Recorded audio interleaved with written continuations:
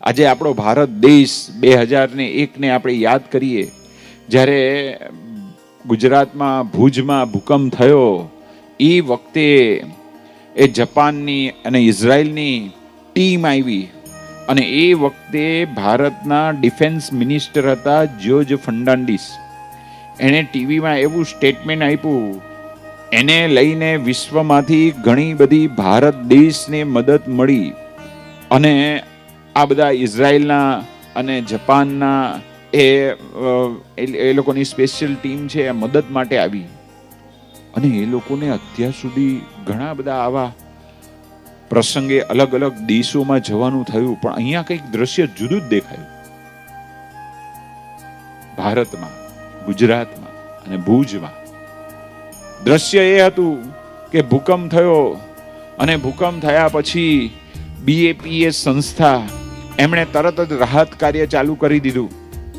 એ વખતે આપણા ત્યાં સંતો હતા, પૂજ્ય દેવચરણ સ્વામી, એમણે બધું છે તાત્કાલિક બપોરે ગરમ ગરમ ભોજન વ્યવસ્થા કરી. સવારે 9 વાગે ભૂકંપ થયો અને બપોરે ભોજનની વ્યવસ્થા.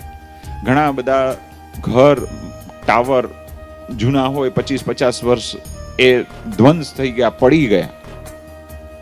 રાતોરાત બધા રોડ પર આવી ગયા. આવી પરિસ્થિતિ. અને બીજે ત્રીજે દિવસે આ ટીમ આવી જાય છે અને જોયે છે તો અહીંયા બધા આનંદમાં છે.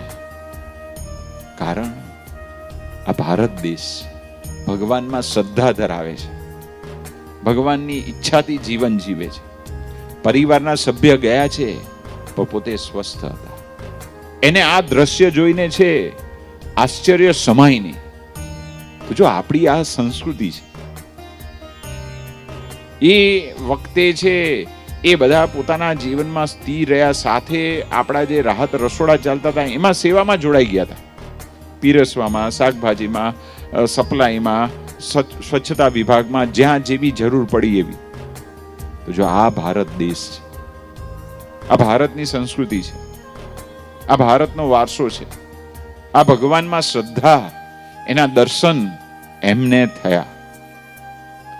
હવે આ કોરોના આવ્યો અને એ વખતે વેસ્ટર્ન પશ્ચિમ દેશમાં એની શરૂઆત થઈ. જર્મનીમાં આવ્યો. એ વખતે છે જર્મનીમાં કોરોના આવ્યા પહેલા જ છે ત્યાં ઇલેક્શન થયું ને જે તે પક્ષ છે ચૂંટાયા. એમાં એ પક્ષના મિસ્ટર થોમસ એ ફાઇનાન્સ મિનિસ્ટર હતા. ફાઇનાન્સ મિનિસ્ટર બને એટલે કેટલા ભણેલા હોય, હોશિયાર હોય, બધી સૂક્ષ્મ દ્રષ્ટિ હોય, ગણતરી હોય, ત્યારે ફાઇનાન્સ મિનિસ્ટર બનાવે ને, એમને એમનો બનાવે. હવે ફાઇનાન્સ મિનિસ્ટર થયા પણ એને એમ થયું કે હારું આ કોરોના આવ્યો અને આપણે જર્મની દેશની છે GDP ડાઉન થશે, જર્મની દેશના જે પ્રજાજનો છે એ દુઃખી થશે, એ વિચાર એને ચોંટી ગયો. હવે એના હાથની ક્યાં વાત હતી? વિચાર એટલો બધો ચોંટી ગયો, એમ કરતા કરતા એણે જે પોતાનું જીવન છે ટૂંકાવી દીધું. શા માટે?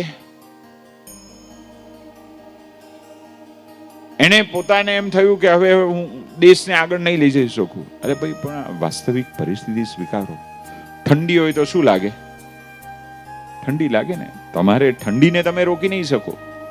તમારે એની વ્યવસ્થા કરવાની. જાહેરમાં અત્યારે બેઠા છે તો માથે જે ટોપી પહેરો, મફલર પહેરો, સ્વેટર પહેરો, પગમાં મોજા પહેરો, હાથમાં મોજા પહેરો. તકલીફ હોય તો એની ના નથી. સીઝન આવી કે ઠંડી આવી, મરી ગયા. હવે મરી ગયા એમાં શું? ઘણા એ બોલે મરી ગયા, એટલે શું મરી ગયા? એમાં ઠંડી કઈ એમાં જતી નથી રહેવાની. એમાં આપણે પરિસ્થિતિનો સ્વીકાર કરી વ્યવસ્થા કરવાની છે. આપણી પાસે પૈસાની વ્યવસ્થા હોય તો ઘરે હીટર રાખો. ઉનાળાનો સમય હોય અને ગરમી પડતી હોય અને એમાંય સૌરાષ્ટ્રમાં વધારે ગરમીનો પારો ઊંચો હોય તો ભાઈ તમારે ઘરમાં એસી નાખો, ઓફિસમાં એસી નાખો, ગાડીમાં તો એસી હોય જ છે, 4-વ્હીલર ગાડીમાં એસીમાં રહ્યો. આપણે રસ્તા કરવા પડે, પરિસ્થિતિનો સ્વીકાર કરવો પડે. એમ પરિસ્થિતિઓનો સ્વીકાર કરીએ તો આપણું જીવન છે શાંતિથી પસાર થાય. પણ આ વ્યક્તિએ પરિસ્થિતિનો સ્વીકાર કર્યો નહીં. જો ખાલી ભણતર, ખાલી બુદ્ધિ, ફક્ત એજ્યુકેશન વ્યક્તિને સુખ નથી આપી શકતો, એની સાથે સત્સંગ. આ સત્સંગમાં આવી વાત સાંભળવા મળે, આવી પ્રેરણા મળે. માતૃદેવો ભવ, પિતૃદેવો ભવ, એ વાત અહીંયા સત્સંગમાં સાંભળવા મળે. એટલા માટે સત્સંગ કરવાનું. અને જો આ પ્રકારના વિચાર કરે, અફસોસ કરે, તો પોતાની પાસે જે છે ને એ બધું જતું રહે. જો અફસોસને આસન આપીશું તો જે રહ્યું છે ને એ લૂંટી જશે. અને જો ગુમાવ્યાની ગણતરીમાં પડ્યા તો ઉગડતું ફૂલ પણ કોઈ ચૂંટી જશે. માટે આંખ સામે ઉગતો દિન રાખીએ. જે મળી સૌરભ જીવનના પ્રસરાવીએ. એમ જીવન જીવીએ તો આપણે આનંદથી જીવન જીવી શકીએ.